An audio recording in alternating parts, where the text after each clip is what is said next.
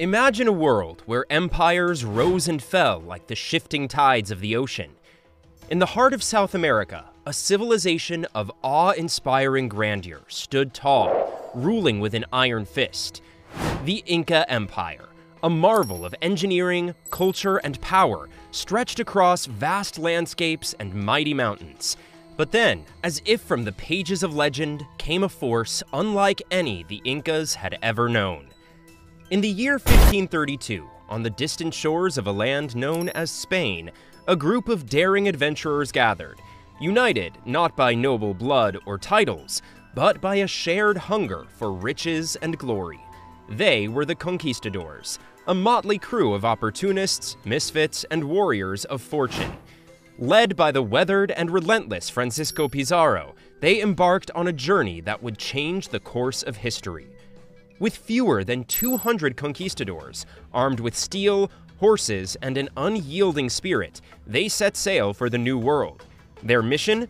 To conquer the seemingly invincible Inca Empire, a civilization that had never before tasted defeat. The odds were staggering, the challenges immense, but what unfolded was a tale of cunning strategy, technological advantage, and an indomitable will to triumph. Join us as we delve into the incredible story of the Spanish conquest of the Incan Empire, a clash of civilizations that would shape the destiny of an entire continent. From the epic siege of Cuzco to the fateful encounters in the heart of the Andes, this is a journey through history that will leave you breathless. So, fasten your seatbelts because we're about to embark on a thrilling adventure back in time, where the fate of empires hangs in the balance. Don't forget to like and share this video as we uncover the secrets of a world forever changed by the clash of steel and destiny. The conflict began in 1536 with the siege of Cuzco, when Manco Inca's powerful armies nevertheless fell short of driving the few Spanish conquistadors from the city. As further Spanish columns snuck into Peru, Pizarro and the Incan army withdrew to the stronghold of Ollantaytambo, which was used as a base for guerrilla raids against them. Manco Inca was compelled to go on, fleeing to Vilcabamba, a city in the mountains that Gonzalo Pizarro had stormed in 1539.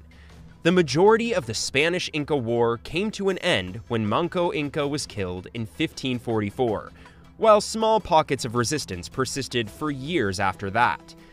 Men looking to escape Spain's strict social hierarchy made up the majority of Francisco Pizarro's founding group, which had 168 members. They included those who were underprivileged, uneducated, illegitimate, without titles, or all of the above. Successful military operations in the New World provided these men with the sole option for social advancement outside of getting married. Thus, it became customary for these businessmen in search of fortune to set ship for the New World and band together to work toward their shared objective of robbing local communities of their wealth. Most of them began as lower-class workers, far from becoming professional troops. A man's part of the loot was closely correlated to the tools he used, whether they were weapons, armor, or a horse. Pizarro, who had been battling in the Americas for 30 years, was 54 years old in 1532. He traveled with many other famous conquistadors like Hernando de Soto and Diego de Almagro, who created reputations for themselves. But how did this band of opportunistic, ungrateful, armed entrepreneurs beat the Incan army, even with a few battle-hardened leaders? The magnitude of the Inca Empire attests to its sophisticated military technology and conquest tactics used against its surrounding populations. However, the same tools that were successful against its neighbors turned out to be ineffective against the conquistadors. The weapons used by Incan warriors included clubs, bows and arrows, spears with metal or bone tips, wooden slings and stones, and combat axes with stone or copper heads. They were experts in hand-to-hand combat and had projectile weapons that were deadly accurate. Incan warriors shielded themselves with objects made of cotton, skins, palm, wood, and metal discs, as well as armor. These shields against spears and arrows proved to be quite efficient while being lightweight enough to provide the troops with great mobility. However, Incan weapons were unable to combat Spanish steel and firearms. In fact, the conquistadors had access to the most advanced weaponry available. Spanish weaponry not only sliced through Incan armor like paper, but conquistador metal armor rendered Incan weapons almost useless. Another significant drawback was cavalry. When the Spanish conquistadors came, horses were an entirely alien concept to the Incas. The llama, which is efficiently utilized as a load-bearing and meat-producing animal but cannot be ridden, was their closest relative. Despite the fact that Pizarro's army only had a tiny cavalry, roughly 37 horses, the Incan combatants were severely weakened psychologically by the cavalry's expert agility and deadly effectiveness. Furthermore, a conquistador mounted on a horse could inflict harm with far greater ease than one mounted on foot. The Incas historically controlled Peru due to their readiness and size. The Inca Empire unleashed its vast army to annihilate the adversary if they refused the original conditions of capitulation. As a result, generals preferred sieges or fights over open ground. As a result of their general inability to adapt to new tactics against the conquistadors, they may have lost the war and thousands of men. Cuzco was under siege from May 1536 to March 1537, a period of about a year. The 196 conquistadors and their 500 local allies held out in two massive stone structures in the main plaza, while Manco Inca soon conquered much of the city. Manco Inca amassed over 100,000 soldiers and 80,000 auxiliaries, some accounts indicate as many as 400,000 in all, and started his attack.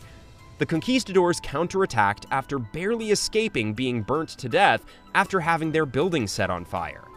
The Spaniards used their horses to terrible effect, as they engaged in days of savage combat in the streets and citadels.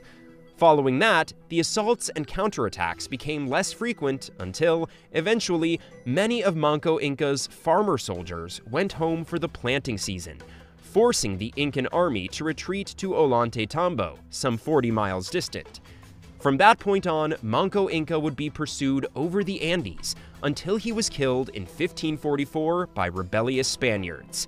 Thousands of Incas perished during the siege and assault of Cuzco, while the conquistadors suffered relatively few casualties. The conquistadors were able to defeat the Incas' efforts to slow them down by building trenches and hurdles, yet they were still able to carry out their bloody murdering spree. The conquistadors often used the Incas' opposition to nighttime combat and sacred battle rites to their advantage. The conquistadors' sophisticated weapons and military discipline negated the Incas' conventional advantages of size, logistics, and speed. Ironically, their vast army's capacity to assemble, turn, and disperse quickly did not ensure quick adjustment to the loss of their prior advantages.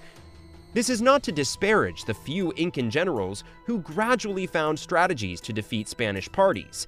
Atahualpa's commander, Quisquis, was starting to understand that by positioning his troops on high cliffs, he might disable Spanish horses.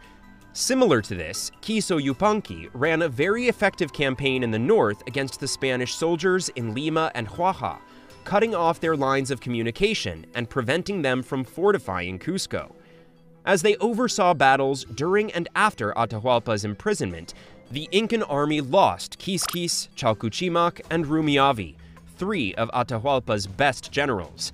The conquistadors pursued, tortured, and killed Chalcuchimac and Rumiavi, while Quisquis was killed by his soldiers for forbidding them to disperse and go home. As a result, Manco Inca lost half of its power before it even began. Despite the absence of Atahualpa's generals, Manco Inca still had Captain Ila Tupac and two excellent commanders in Tiso and Quiso Yupanqui. After evading capture by the Spanish, he dispatched Quiso Yupanqui to assault the conquistador colony in Lima.